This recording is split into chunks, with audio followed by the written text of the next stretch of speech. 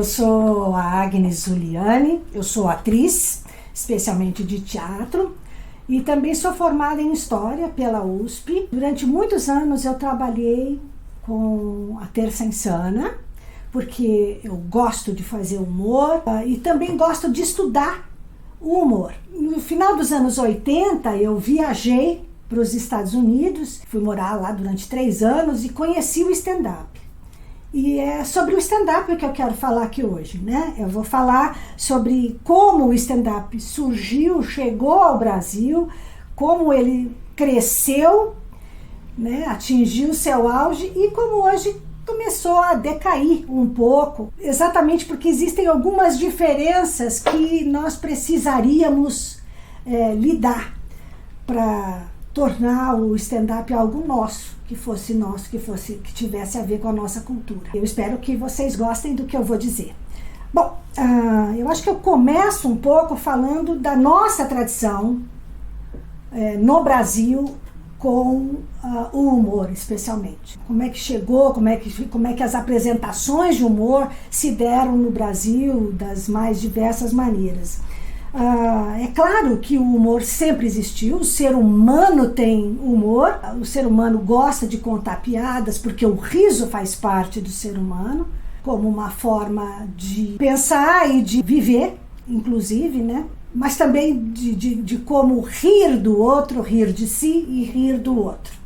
E o stand-up está muito baseado nesse rir de si e rir do outro. No Brasil você sempre teve isso, mas o humor no teatro, como a gente conhece, ele veio com Dom João VI. Você tinha teatros que foram sendo construídos durante a chegada da família real e também com a chegada da família real também alguns espetáculos, principalmente as óperas italianas ou então o teatro burlesco do vaudeville, né, da França, que vinham ao Brasil.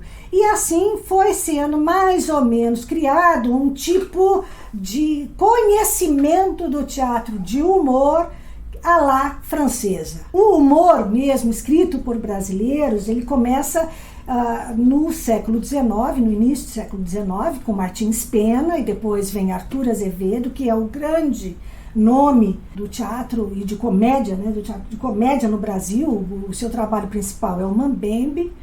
E depois, o que se instala no Brasil em forma de comédia, como reconhecidamente como comédia, é o teatro de revista, né? Então começa com Martins Pena e Arthur Azevedo, depois vem com uma coisa um pouco mais próxima do jazz e com vedetes, essas mulheres que dançam, que se colocam no palco, e também com alguns contadores, vamos dizer, de histórias em cima do palco, né? Agora, o auge do teatro de revista mesmo, que é a nossa tradição, se dá a partir dos anos 30, quando você tem um grande elenco, né? Você tem um investimento no teatro de revista, e o humor, ele é feito sempre para uma aristocracia. O povo mesmo, de maneira geral, ele não faz parte deste teatro. É quem tem dinheiro que vai ao teatro, são os políticos que também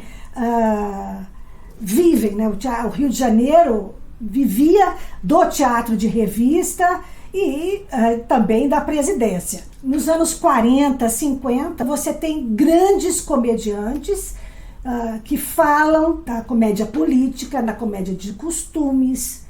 Você tem nomes maravilhosos como Grande Otelo, Oscarito, Anquito. As vedetes, muitas são conhecidas, a Virgínia Lani, Ilka Soares, Renata Fronzi, a Wilza Carla, já no final dos anos 50, ela também foi, a Wilza Carla, a minha geração pelo menos conheceu. Carmen Verônica. Vocês se lembram da Carmen Verônica? Aquela que fazia, até pouco tempo fez muita novela. Nem falava assim, eu não sei para onde você colocou, onde estão as flores? Todo mundo conhecia, né? Uma grande personagem cômica também do teatro de revista foi a Dercy Gonçalves. Isso tudo começou no teatro, porém o povo não estava dentro do teatro. Quando é que o povo começa realmente a se integrar com o humor? Com a chegada do rádio. Isso que é o mais importante.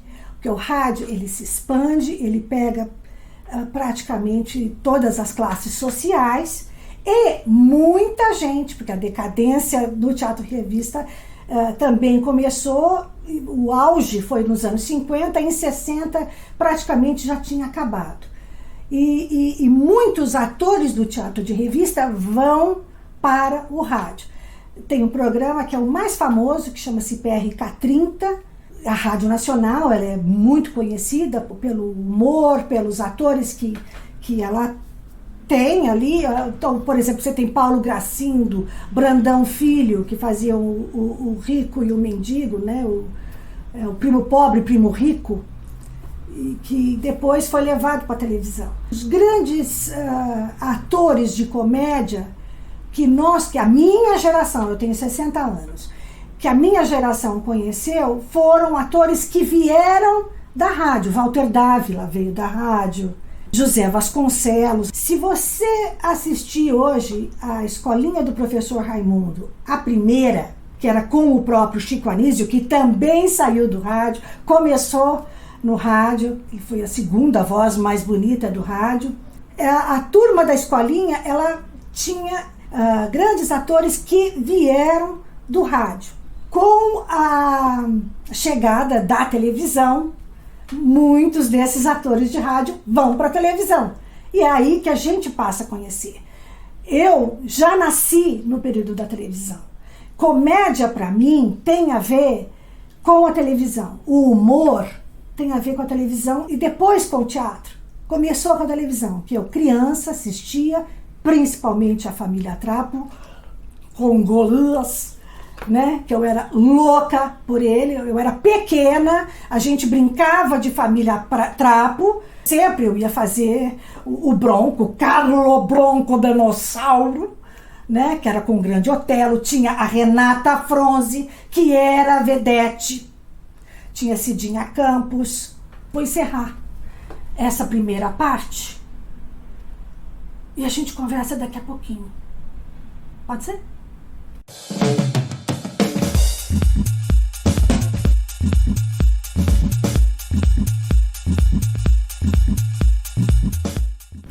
Bom, eu falei quando chegou a comédia na televisão, o humor tomou a televisão de forma definitiva. Se a gente pensar em todos os programas e também como os humoristas foram entrando na televisão e ocupando espaços até jornalísticos, a gente vê a importância do humor. E é mais ou menos nesse período, no final do século XX, que o stand-up começa no Brasil. Começa a chegar no Brasil. Eu dei a primeira oficina de stand-up em 1998, quando eu morava nos Estados Unidos de novo. Morei a primeira vez no final dos anos 80 e depois no final dos anos 90 fui morar de novo e fui me dedicar mais ao stand-up. Como é que começa o stand-up? O que é mais interessante é que a gente está acostumado a ver o stand-up como algo muito engraçado, né? Mas começa de maneira não tão engraçada. Se você pegar nos séculos anteriores, que você tem os bobos da corte, você tem o próprio Shakespeare, eles se colocam para discutir a sociedade e para rir da sociedade. Nos Estados Unidos, o stand-up começa mesmo com a tal da cara pintada. Por incrível que pareça, um personagem chamado Jim Crow, que muita gente pode ter ouvido há pouco tempo, quando se retoma agora nos Estados Unidos a discussão desse personagem Jim Crow. Jim Crow é um personagem que foi criado por um ator chamado Thomas D. Rice. Isso no século XIX. É como um teatro que nós conhecemos aqui para a revista, mas lá é um teatro de variedades, em que você usa comediantes para começar e para terminar um espetáculo. Algumas vezes eles entram para poder chamar outras atrações de música ou de dança. E o Thomas D. Rice, ele criou um personagem chamado Jim Crow, que é um negro, só que ele faz com a cara pintada, que tem um problema no ombro e uma perna torta. E ele faz xistes mesmo do negro. Então, a comédia, ela é extremamente racista. Quando começa o stand-up, a maneira do stand-up, ela começa de forma bastante racista. Puxa, que não é interessante que começa contra os negros e hoje quem domina a maior parte do stand-up nos Estados Unidos é exatamente a etnia afro-americana. Eu acho isso maravilhoso, que é você pegar algo que possa rebaixar a sua categoria, né, e usar isso para si. E é isso que acontece. Hoje em dia a gente tem falado muito desse personagem Jim Crow, porque ele vai sendo modificado, porém a ideia deste homem preguiçoso, desajeitado, iletrado, isso vai sendo espalhado durante muitos anos na comédia americana. E o stand-up surge assim.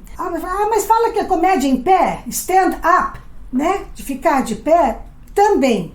Existem as duas coisas. Então você faz a comédia em pé, porque antigamente, nos séculos XVI, XVII, XVIII, na Inglaterra, você não podia falar mal da coroa em solo inglês. Então as pessoas colocavam um pedestal, colocavam uma caixa, subiam e ali falavam mal da coroa inglesa. Estavam stand up, on a chair, on a box, né? Não importa, estavam ali e podiam falar.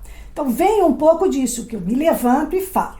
Outra maneira de se considerar stand up é quando você stand up por alguma coisa, quando você se posiciona. Então, o stand-up, ele é, antes de mais nada, a comédia stand-up, ela é crítica. Ela é uma comédia de opinião. E a crítica, ela passa a ser a crítica não só do outro, não só da sociedade, mas de si mesmo. Essa é uma grande diferença com o teatro brasileiro, com o humor brasileiro.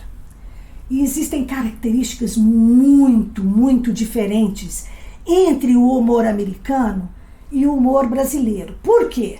Porque a cultura é diferente. Por mais que muita gente queira ser americano, e a gente tem essa tendência, aliás, a gente não é brasileiro, né? O brasileiro não é brasileiro nunca, brasileiro é o outro, sempre. Quando você vai falar, você fala, brasileiro é assim, porque você não é brasileiro.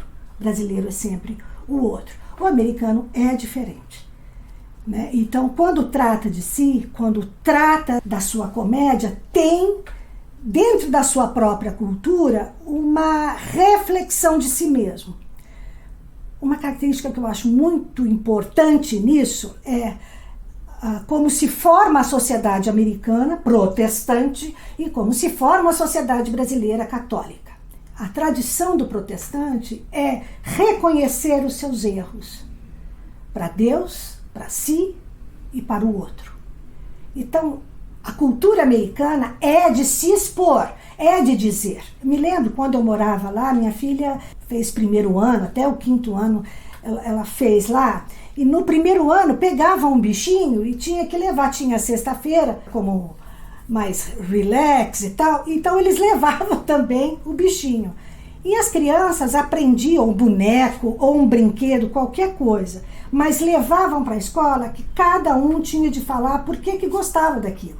Então eles têm uma tradição verbal que nós não temos. Talvez o carioca tenha um pouco mais, o pernambucano também, de verbalizar muito mais o que sente. O americano, ele verbaliza e ele está acostumado a assumir os seus erros diante dos amigos, diante dos patrões, diante da sociedade, dependendo do erro que ele cometeu.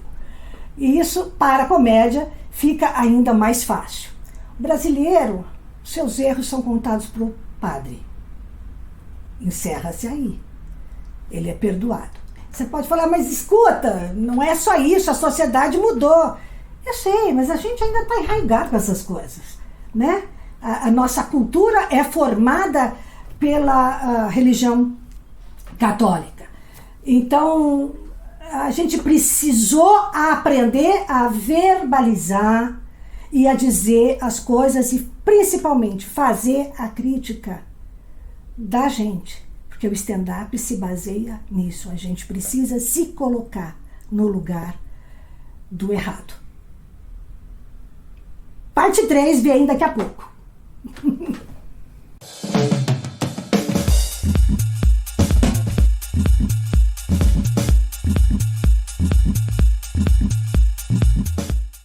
Tem coisa que eu não falei lá, que eu vou ter que falar aqui.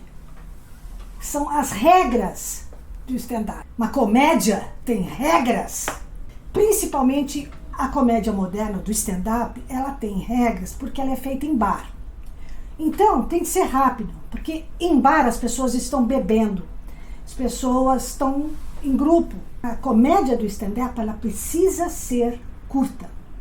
E as piadas também precisam ser curtas, rápidas, de fácil entendimento. Primeira coisa é que o humorista ele tem que criar uma empatia com o espectador, quem está ali. E precisa falar de coisas que são comuns a todos e que, portanto, é comum para você, que você está acostumado com aquilo. Se você fala da sua família, você sabe que a sua família é igual a qualquer outra família. Então, quando você vai falar da sua, você está falando de todas. E eles se reconhecem naquilo que você fala. Mas tem que ser curto. Então, uma das regras do stand-up é ter um set-up, né? São uma ou duas frases que preparam a história e o que eles chamam de punchline. Tem um filme chamado Punchline, que é um filme de 1988 com o Tom Hanks, e que ele ensina a Sally Fields, que é uma dona de casa, que se acha engraçada e que tem vontade de aprender a fazer stand-up. Então ele começa a trabalhar com ela. E aparecem alguns shows, e ele falando o que é engraçado, o que não é engraçado. Existem muitos filmes. The Sunshine Boys é um outro filme, acho que é dos anos 70, que também é muito interessante, é uma comédia do Neil Simon, que também escrevia muito para stand-up, mas principalmente a dramaturgia do Neil Simon é de comédia, e judaica, que é isso que também eu gostaria de dizer, da aproximação da comédia americana, de costumes americana, com a cultura judaica, que é uma cultura de autodepreciação, do sorriso de si mesmo. Mas, voltando às regras, não podemos esquecer. Então você tem o setup e a punchline. A punchline é curtinha, são uma, duas palavras. É aí que você dá o sorro quando eles falam da punchline, ou seja, é aquela frase de efeito. E é nessa que você dá risada. Vamos dizer, são normas que foram criadas para poder se fazer um melhor stand-up. Você pode começar a fazer escrevendo. Porém, precisa sair do papel, tem que ir para a palavra. E você vai testar com o quê? Com um amigo, com a sua família. Se pai e mãe dão risada, para você é ótimo, mas não diz muita coisa. Você tem que mostrar para o seu amigo, tá? E para o seu inimigo. Se eles derem risada, aí sim você está sendo engraçado, tá? Não se esqueça disso. Uma outra coisa que eu acho que é muito importante e que eu já falei no comecinho, assim, dei pelo menos uma dica, que é o stand-up, ele é antes de tudo crítico, ele é muito crítico. Você olha, é de observação e sempre de observação crítica, de perguntas, muitas perguntas.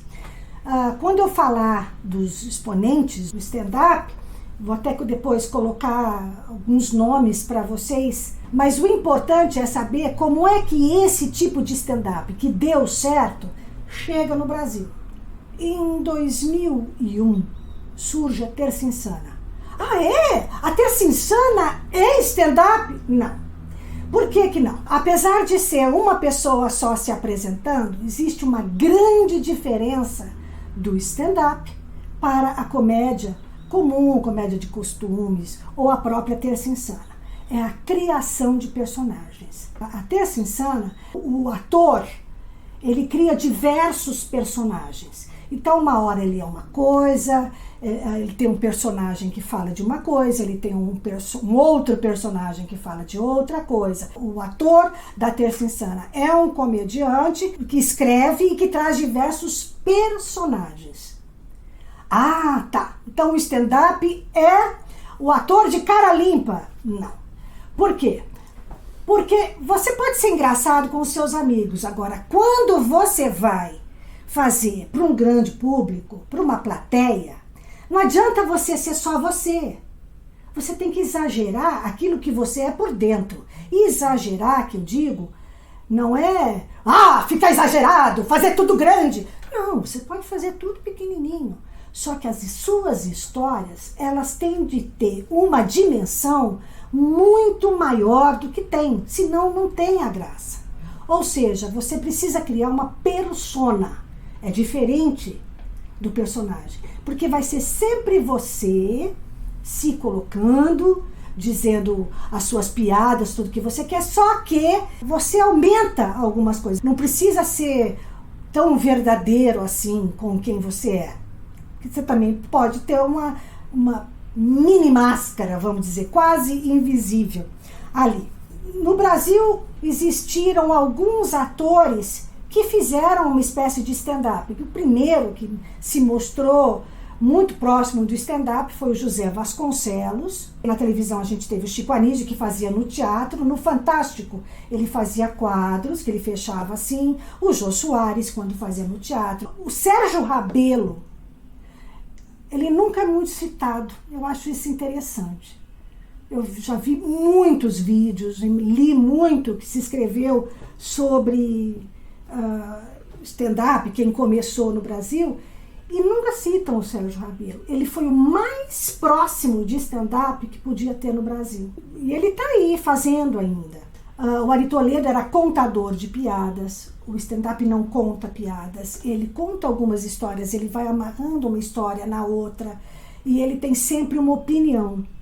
Ele tem sempre uma crítica e uma opinião. A grande diferença entre o stand-up americano e o stand-up brasileiro, eu já falei, é a questão da cultura.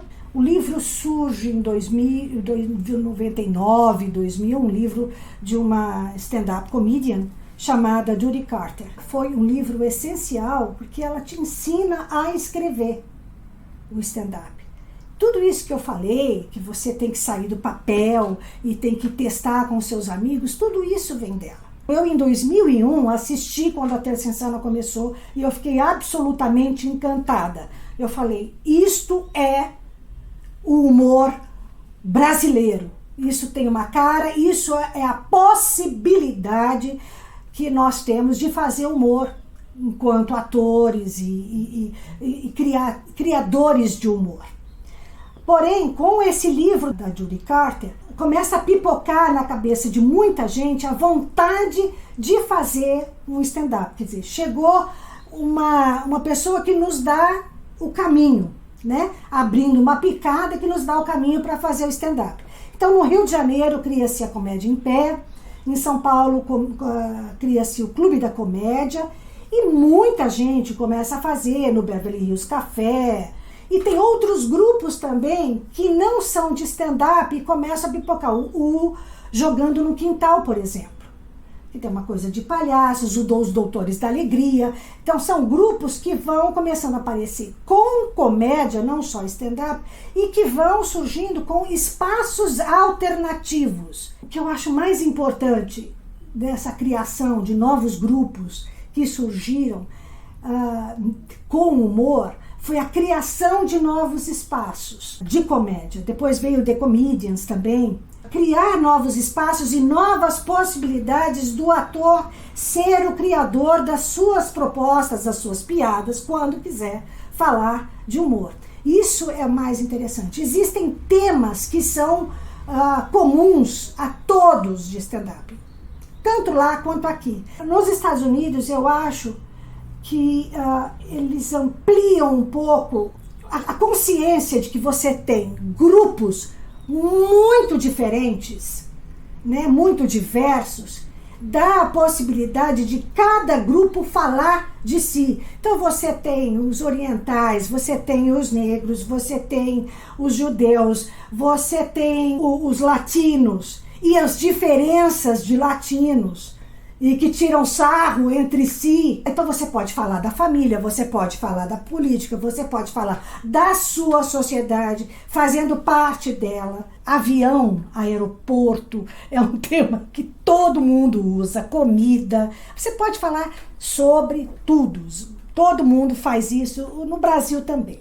Uma coisa de regras que eu acho que é interessante, tem um stand-up americano que também é ator, chama-se Richard Belzer. Ele fez o Law and Order durante muitos anos, é um magrinho de óculos, não estou lembrando o nome do personagem dele, mas ele é um ótimo stand-up, e ele escreveu um livro também, e ele diz o seguinte: existem alguns mandamentos do stand-up. E o primeiro mandamento é: não roubarás. Você não vai roubar a piada do outro. A não ser que você faça isso em rede nacional. Aí já é tua piada, não tem jeito. O artista ou humorista precisa criar o seu próprio stand-up. Se pegar do outro, é bom que faça em rede nacional, senão vai ficar feio para você. Qual é a diferença entre o humorista e o comediante? O humorista, em geral, é aquele que escreve. É o que é considerado mais intelectual e que escreve humor. Então, nos Estados Unidos, começou com Benjamin Franklin, lá atrás. Na Irlanda, Oscar Wilde. Você tem Dorothy Parker, Woody Allen, Fran Lebowitz, que hoje todo mundo está conhecendo a Fran Lebowitz no Brasil por causa da série dela sobre a cidade de Nova York. O Neil Simon, que eu já citei aqui, que é um dramaturgo. Lá atrás você tinha o Mark Twain também, que fez o Huckleberry Finn, o Tom Sawyer. Chegou uma época que ele estava precisando trabalhar e ele ficava viajando contando histórias.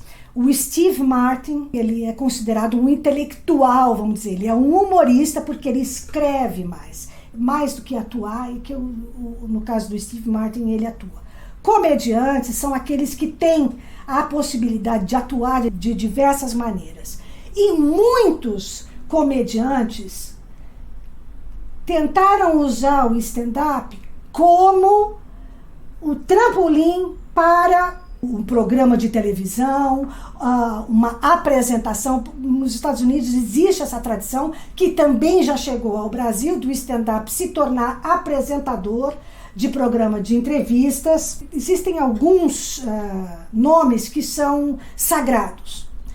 E aquela história do Jim Crow que eu tinha contado lá atrás, até os anos 60, você tinha uma perseguição ainda, uma base de racismo muito grande nos Estados Unidos. É exatamente no stand-up que muitos negros críticos e importantes surgem para mudar essa ideia do Jim Crow, que é do negro preguiçoso. E o número 1 de todos os tempos pela revista Rolling Stones é o Richard Pryor. Se você não conhece o Richard Pryor como ator de televisão e de cinema, existem algumas séries, alguns programas dele que ele fez e que estão nessas TVs de streaming, que vale a pena. Ele é o número 1 comediante, porque ele é físico e verbal. E depois dele, número 2 considerado é o George Carlin, que é também um ícone para muita gente.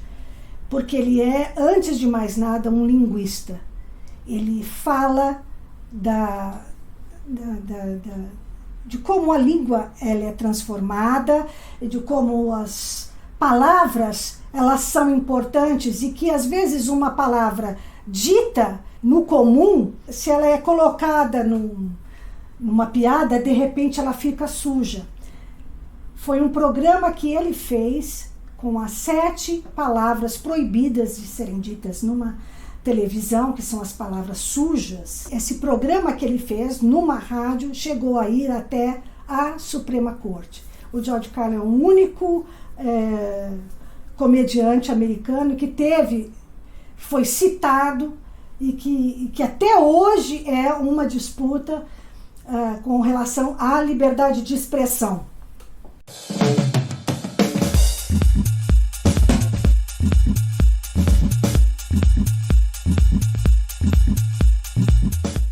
Bom, voltando. O que eu acho importante de falar aqui, que eu me propus a falar aqui hoje, é como o stand-up chega no Brasil, como é que ele atinge um auge com pessoas que têm pressa de dar certo e que dão certo, rapidamente dão certo, vão para a televisão e depois conseguem fazer shows lotados. E os teatros, eles começaram a ser ocupados por stand-up e isso também criou uma certa reclamação dos grupos de teatro mesmo, né, dos grupos que precisavam, e chegava lá, era muito mais barato você ter uma pessoa, um stand-up vendendo, que é uma beleza, vendendo ingressos, então ganha o produtor e ganha o artista. Eu prefiro que o stand-up, que ele continue nos bares ou então vá para estádio, né, vai para ginásio e tal. Os teatros têm de ser mais para os grupos de teatro, né, para as companhias de teatro. O começo do stand-up no Brasil, ele vem junto com a internet. Por quê? Porque é através de trabalhos da internet que aqui a gente começa a ter contato com os mais variados tipos de stand-up, sejam homens, mulheres. Existem vários comediantes hoje de muitas caras, muitos formatos, muitas etnias, e isso é importante. Agora, existem algumas diferenças que são não só aquelas que eu citei da base cultural que a gente tem, mas também algumas que são ainda da nossa cultura e que às vezes a gente não tem clareza de que elas fazem parte do nosso cotidiano. Existem grupos que surgiram e daí nomes foram sendo destacados e passaram a ganhar dinheiro e passaram a ser famosos. Eu vou dar uma coisa sobre a decadência, que é a formação agora, na própria internet, dos youtubers, essas pessoas que são influencers, sei lá como é que é, né? E que ocuparam um pouco o espaço do stand-up, que olha de forma crítica. Porém, nós temos um costume muito grande de olhar a piada contra o outro. A piada, o riso do brasileiro, ele ainda não consegue voltar para si mesmo. Ele tem de ser uma piada que vá contra o outro, né? Eu quero indicar até um livro, um trabalho de TCC de uma autora chamada Cristiane Santana Matias, e ela escreveu, o TCC dela chama-se É Só Uma Piada, porque ela faz uma crítica e ela faz uma análise de como é o humor brasileiro, porque o humor brasileiro ele está muito acostumado no ataque às minorias, como regra de humor. Nós nos acostumamos a isso. É interessante que, em geral, quem reclama muito do politicamente correto é exatamente aquele que não quer mudar. É aquele que não consegue ver a mudança da sociedade, quer que ela permaneça como está e que ele possa fazer o humor contra as pessoas de maneira que ele chama de natural e que não é natural, é cultural. Em geral, quem fala de politicamente correto é exatamente aquele que não quer mudar. Poxa, agora não pode falar mais de viado? Não pode mais falar de preto? Não pode, porque a nossa sociedade está mudando. E é preciso que você, como artista, como comediante, seja o primeiro a ver isso. Mude você. Nós nos acostumamos muito à ridicularização. A gente gosta desse tipo de humor, de ridicularizar o outro. Vamos aprender a nos ridicularizar. Perder um pouco o desprezo pelo outro. Porque isso mostra que a nossa sociedade, e eu acho que isso está ficando um pouco não, bastante, claro, durante esse período de pandemia, é a apatia pelo outro, a apatia em relação ao diferente. Nós nos acostumamos com esse tipo de humor. Então você pode crescer, e houve uma ascensão do stand-up, exatamente brincando com isso que nós estávamos acostumados a ridicularizar o outro, a rir do outro. Chega uma hora em que você, enquanto plateia, começa a mudar e o humorista não. Olha que incrível. Eu quero contar esse caso porque isso eu acho muito exemplar do tipo de humor e das pessoas que se recusam a olhar o país com cuidado, como seu e como parte dele. Em 2010, um dia ou dois, acho, no máximo, da eleição, a eleição era no domingo, e eu não me lembro se foi feito na sexta ou no sábado, mas não podia mais ter campanha na televisão.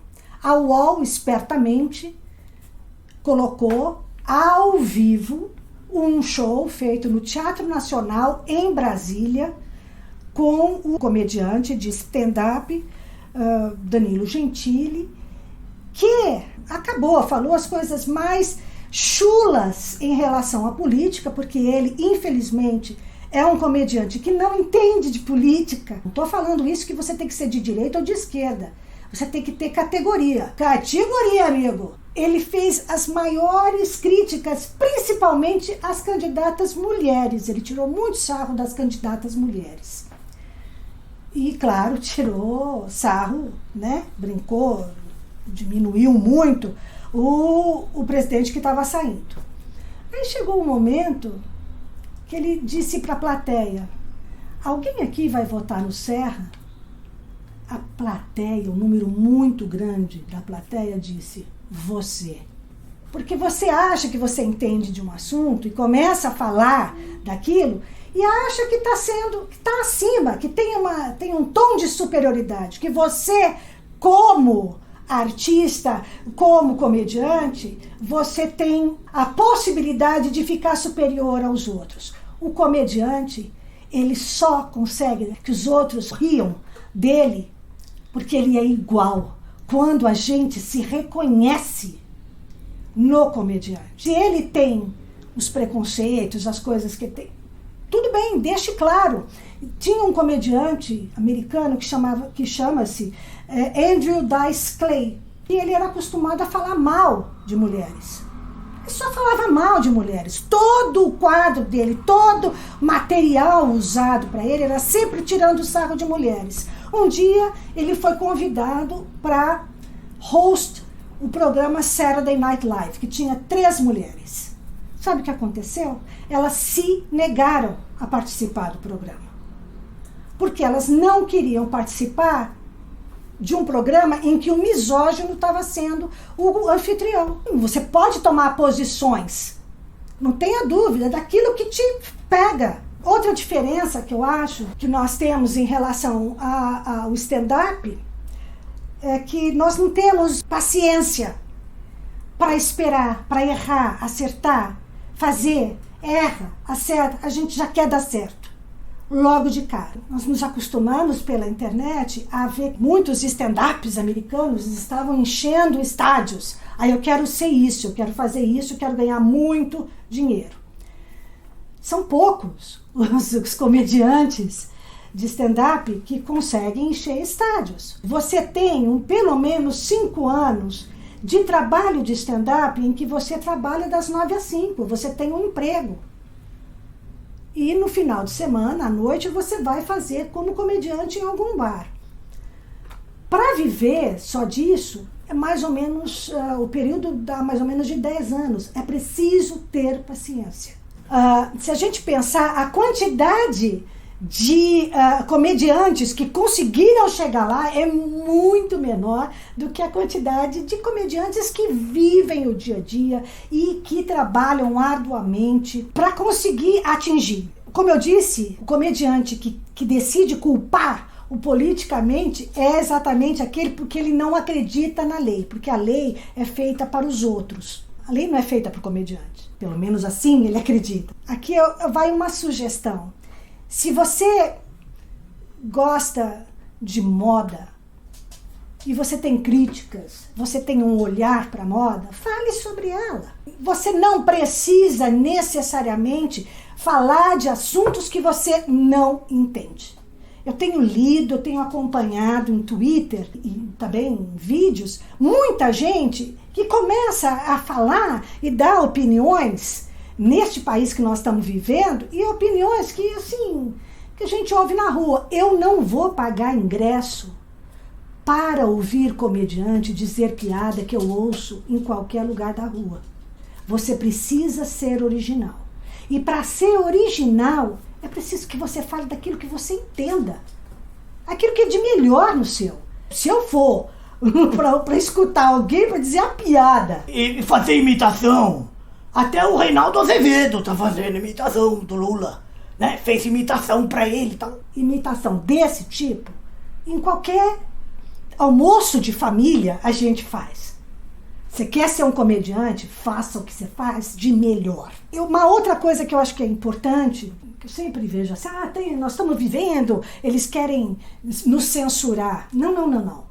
A comédia, ela não cria preconceito, ela trabalha com eles. Ela vive deles. Se você quer fazer um stand-up, comece quebrando esses preconceitos. Porque o que vai acontecer, e aí é onde é que eu quero chegar, que é na questão da liberdade de expressão e na liberdade de você perpetuar preconceitos. O stand-up, como eu disse, ele não cria preconceitos, mas ele potencializa. Ele trabalha sempre com minorias. E aí, algumas pessoas vão chamar isso de liberdade de expressão. Não, eu vivo num país onde está lá na Constituição, artigo 5º, é liberdade de expressão. Eu faço parte, eu acredito no artigo 5º da Constituição brasileira. Sim, nós precisamos, todos têm de ter liberdade de expressão. Porém, nós precisamos pensar o que falamos e para quem falamos.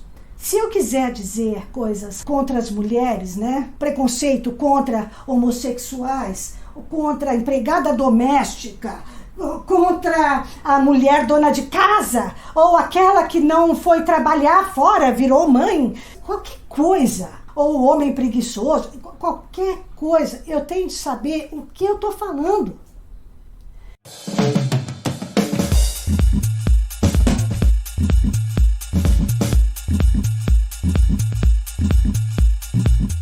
Liberdade de expressão. Eu quero aqui agora chamar atenção para um texto que eu li no jornal e que foi escrito pelo Conrado Huber Mendes, que é um professor de Constituição, ele é professor de Direito Constitucional, e ele decidiu escrever, e eu achei que isso é o que falta, talvez, para que a gente tome consciência do que é fazer humor num país como o nosso.